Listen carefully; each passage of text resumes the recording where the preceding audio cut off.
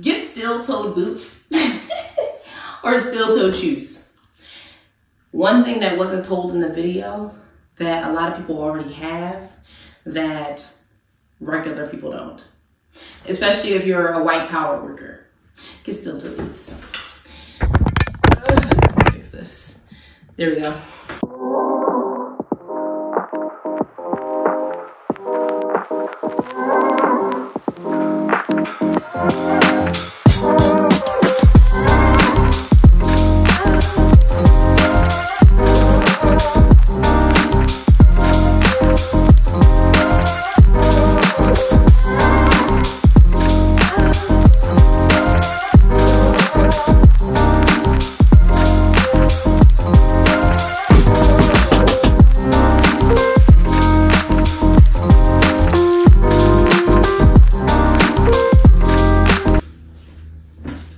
Also, you may want to put something in your bathtub if you plan to keep it so that your bathtub doesn't get damaged.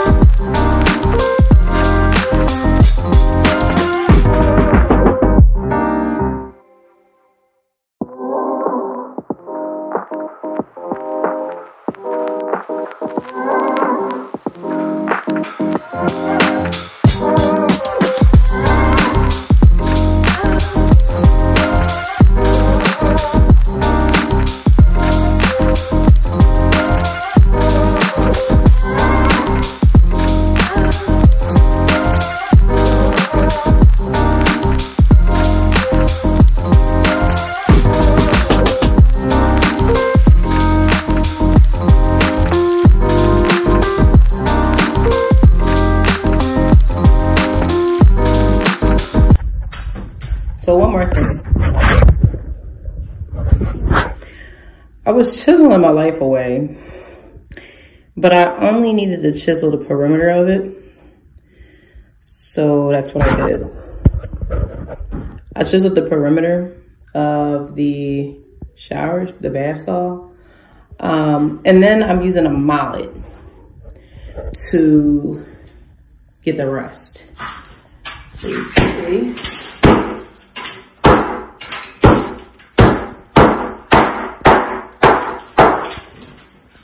Now, if you look down here, I didn't use anything to, like, you know, protect the bathtub from any scratches or damages. To be completely honest, I should have. I do have tarp and stuff like that, so it's not like I don't have the necessary equipment to do it. Just being lazy. Another thing,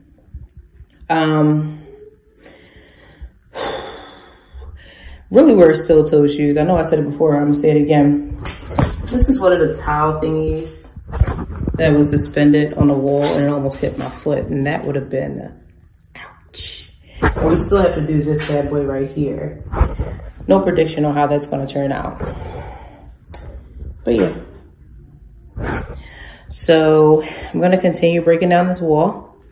It is taking a minute. I've been at it for about an hour now. So once I'm finished, I'll let you guys see the bare wall. I also don't see this a lot. There's some type of wire behind this, and then there's some type of paper. I guess this is really supposed to be for good backing, to keep it anchored. This is taking a while to come off, but I just want you guys to see where we're at so far. So it's going to be a little minute because of this wire mesh, but here's the stud. This is a stud. This is where you're connecting your cement board to.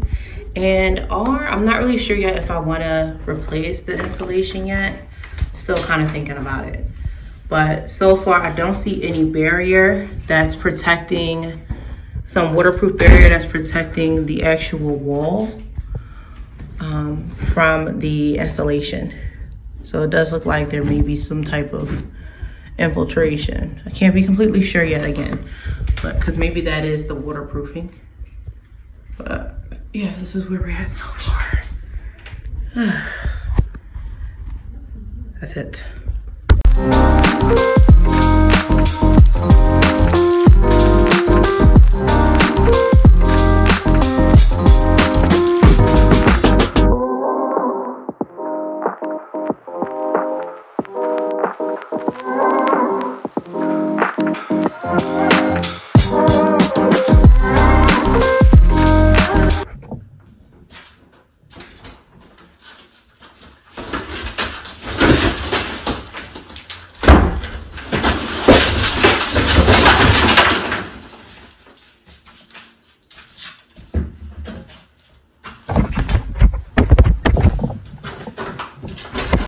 Good morning, guys. As you can see, I've changed my outfit about 3 times because this is my 3rd day.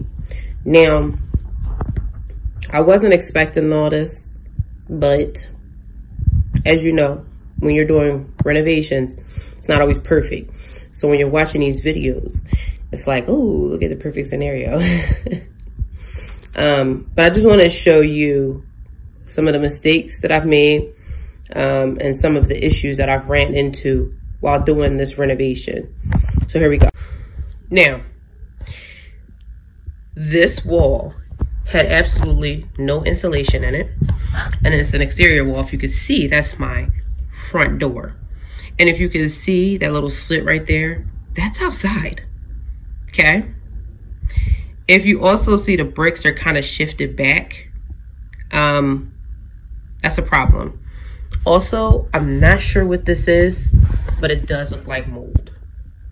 Okay. Of course, the insulation would have to be replaced at this point because it's so old, it's not insulating anything.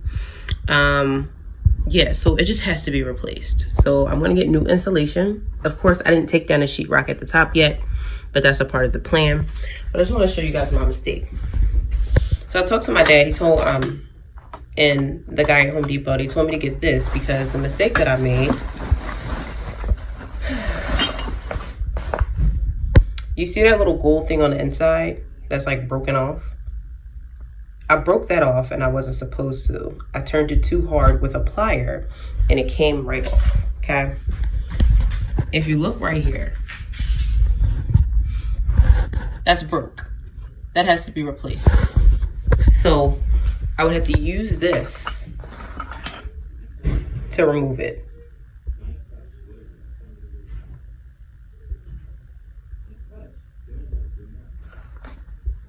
So I'll be back to show you how it's done. So this one just screwed off. And now I'm about to screw this one off.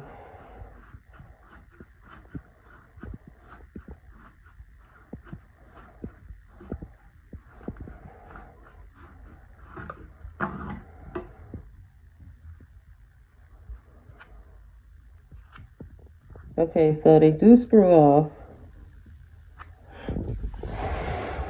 And these I just pulled. So it doesn't tell you in a video. These I just pulled. It doesn't tell you in a video to pull them, but you just pull them. You don't twist them. That's the mistake I made here. I twisted it. And I used a plier to twist it, and I ended up breaking it. You're supposed to just pull it. With this one, I can't. I really don't believe in using force to get things off. I know that strength is required with some of this stuff, but I don't believe that you should use force, because if you have to force it, then you're probably doing something wrong. So right now I'm twisting this off. It's old school. With some of them, you might need to like put a key on this side, the underside, and try to take it off that way. But with this one, I just screwed it off.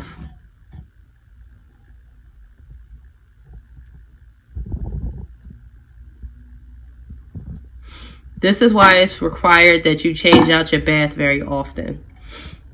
That you renovate your bathroom very often.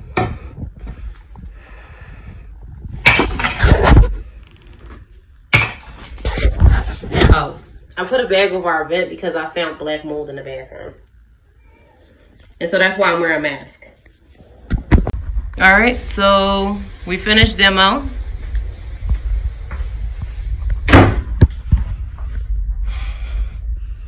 The towel fell on top of this, so it bent. So I cut it with a, I cut it with a pipe cutter, and we're gonna resolder it. The torch, because I don't have it, is $31 at Lowe's. I also removed these little pieces. I used this, one of these that fit. You just screw it on there, and I used it for